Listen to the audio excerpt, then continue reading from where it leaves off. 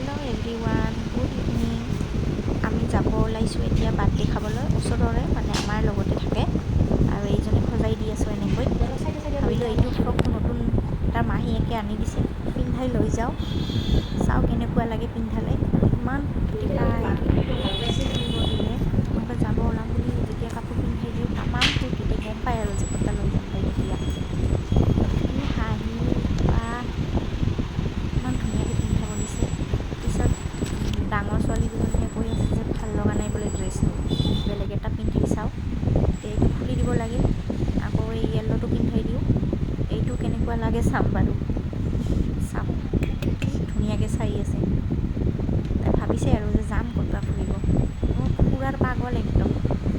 আৰু গাড়ীত যেতিয়া লৈ যাওঁ কি ভাল পায় তাই যাই, তাই হাঁহি ওলায় একদম, কান্দা কাটি নাই।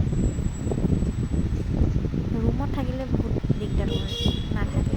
আবেলিকে ডেইলি লৈ যাব লাগে বাহিৰত।